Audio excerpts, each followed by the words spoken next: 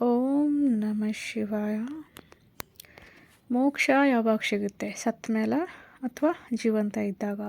ಕೆಲವ್ರು ಕೇಳ್ತಾರೆ, ಸತ್ತ ಮೇಲೆ ನಮ್ಮವರು ಹೋಗಿದ್ದಾರೆ, ಅವ್ರಿಗೆ ಮೋಕ್ಷ ಸಿಕ್ಕಿದೆಯಾ ಅಂತ.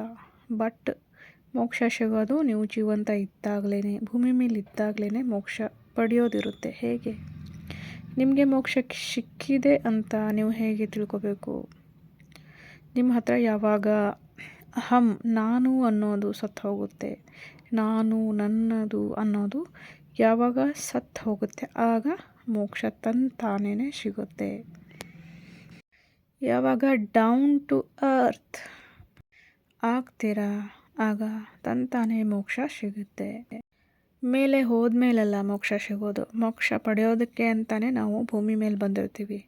ಭೂಮಿ ಮೇಲೆ ಬಂದೂ ನಾವು ಮೋಕ್ಷ ಪಡಿಬೇಕು. ಮೋಕ್ಷ ಸಿಗೋದು ಯಾವಾಗ?